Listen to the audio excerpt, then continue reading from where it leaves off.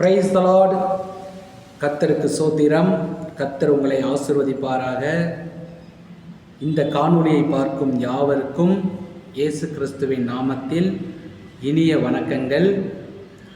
இந்த நாளில் நாம் பார்க்க போகிற வேத வார்த்தையின் தலைப்பு வருத்தத்தை மாற்றும் இயேசு. வருத்தத்தை மாற்றும் இயேசு. நம்முடைய வாழ்க்கையில் காணப்படுகிற வருத்தங்களை இயேசுவினிடத்தில் சென்று நாம் ஜெபிக்கும்போது, இயேசுவினிடத்தில் அதை ஒப்பு கொடுக்கும்போது, அந்த வருத்தமானதை ஆண்டவராகிய இயேசு கிறிஸ்து நம் வாழ்க்கையிலிருந்து அந்த வருத்தத்தை எடுத்து போடுகிறார். அப்படியாப்பட்ட ஒரு காரியத்தை குறித்து நாம் இந்த காணொளி மூலியமாக கேட்க போகிறோம். மத்தேயு 11:28 வசனங்களில் தேவனுடைய வார்த்தை இவ்விதமாக சொல்லப்பட்டிருக்கிறது.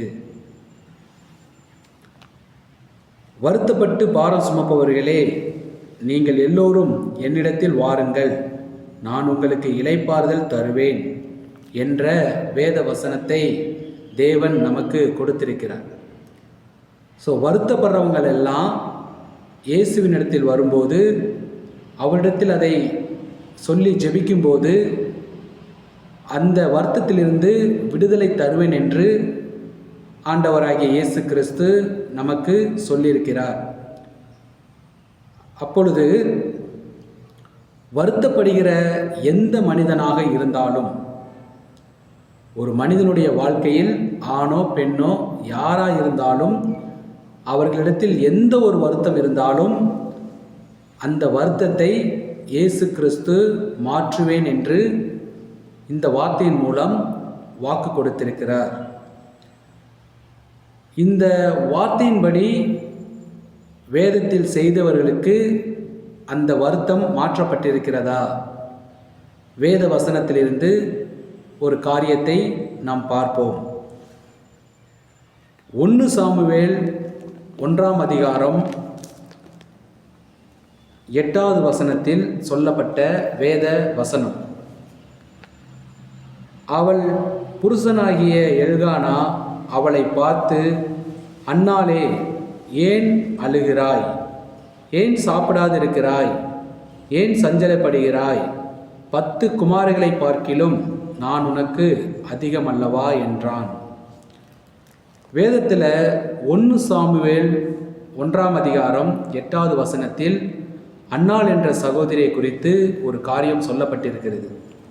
என்ன காரியம் என்றால், அன்னாளுடைய வாழ்க்கையில் குழந்தை என்பதான ஒரு காரியம் இல்லாமல் அன்னாள் வருத்தப்பட்டு அழுது கொண்டு இருக்கிற ஒரு காரியத்தை பார்க்குறோம். சாப்பிடாது இருக்கிற ஒரு காரியங்கள் உண்டு, மன சஞ்சலத்தில் இருக்கும் ஒரு காரியம் உண்டு. இப்படி 3 விதமான வருத்தங்களும் அன்னாளை ஒவ்வொரு நாளும் வேதனைக்குள்ளாக்கி கொண்டிருக்கிறது. இந்த வருத்தத்தில் அன்னாள் பாதிக்கப்பட்டு வாழ்ந்து கொண்டிருக்கும்போது, இந்த வருத்தமானது அன்னாளை மிகவும் அளவு செய்கிறது, மிகவும் சஞ்சலப்பட செய்கிறது, மிகவும் சாப்பிடாதிருக்கிற சூழ்நிலையை ஏற்படுத்துகிறது. இது 3ம் அன்னாளுடைய வாழ்க்கையில் பெரிய ஒரு வருத்தமாக காணப்படுகிறது.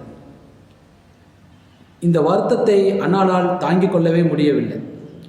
குழந்தை இல்லை என்று சொல்லி அநேகர் பேசுகிற ஏளனமான வார்த்தைகள், தங்களுடைய வீட்டில் உள்ளவர்கள் பேசுகின்ற வார்த்தைகள், சொந்த பந்தங்கள் பேசுகிற வார்த்தைகள், தான் வசிக்கின்ற கிராமத்தில் உள்ள ஜனங்கள் பேசுகிற வார்த்தைகள், இப்படி அநேகருடைய அந்த வார்த்தையானது அன்னாளை பாதிக்கிறது.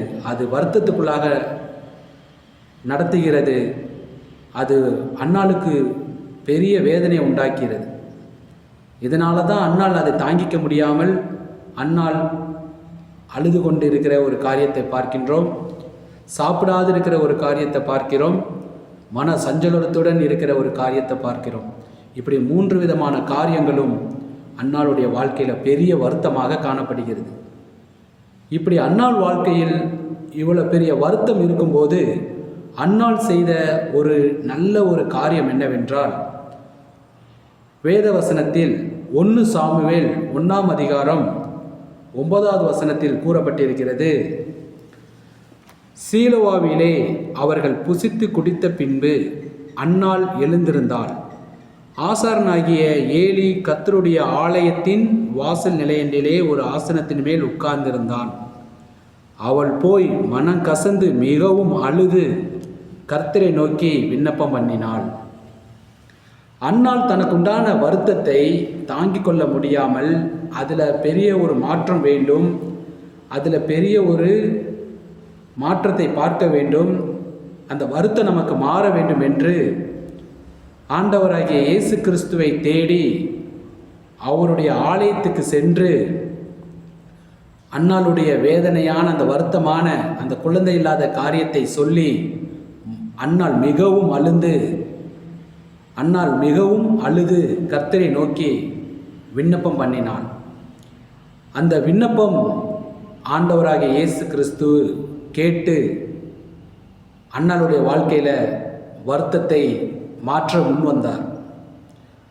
அன்னாளுடைய அந்த வருத்தமான காரியம், அன்னாளுடைய அந்த அங்கலாய்ப்பு, வேதனை, கண்ணீர் எல்லாத்துக்கும் இயேசு கிறிஸ்து ஒரு மாற்றத்தை உண்டு பண்ணினார்.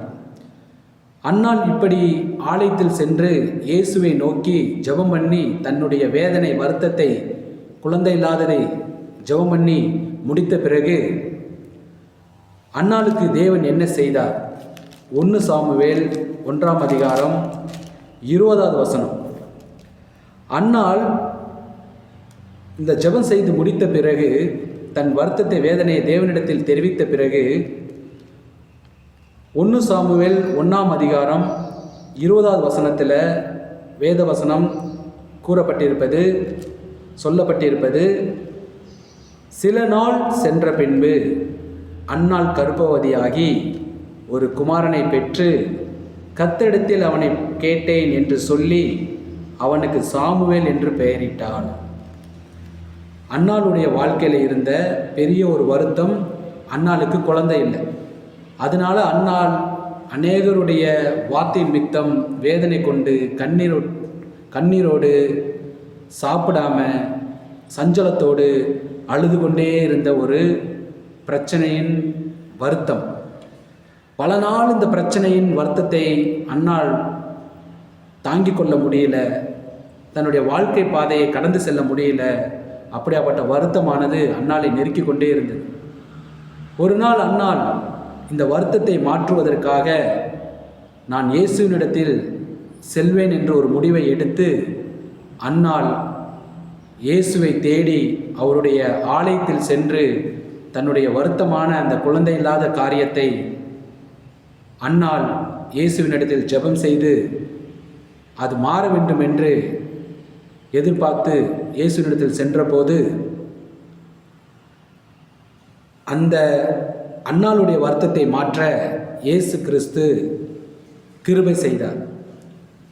பல நாள் குழந்தை இல்லாத அந்த பிரச்சனையை இயேசுவினிடத்தில் சென்று அந்த விண்ணப்பத்தை ஏறெடுத்து அந்த வருத்தத்தை இயேசுவினிடத்தில் சொன்னபோது பல நாள் பிரச்சனையை ஆண்டவராகிய இயேசு கிறிஸ்து சில நாளில் அந்த பிரச்சனை, அந்த வருத்தத்தை மாற்றி அன்னாளுக்கு ஒரு குழந்தை பாக்கியம் கிடைக்கும்படி கிருபை செய்தார்.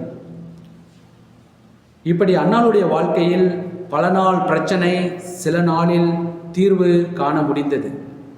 காரணம், அன்னாளுக்குண்டான வருத்தத்தை, அந்த வருத்தத்தில் இருந்த அந்த குழந்தை இல்லாத அந்த காரியத்தை இயேசுவினிடத்தில் சென்று அவர் ஆலயத்தில் அதை விண்ணப்பமாக இயேசுவினிடத்தில் செய்தபோது அதை ஆண்டவராகிய இயேசு கிறிஸ்து அந்த விண்ணப்பத்தை கேட்டு அன்னாளுடைய வருத்தத்தை மாற்றி அவள் கற்பந்தரிக்கும்படி செய்து ஒரு குழந்தையை கட்டளையிட்டார்.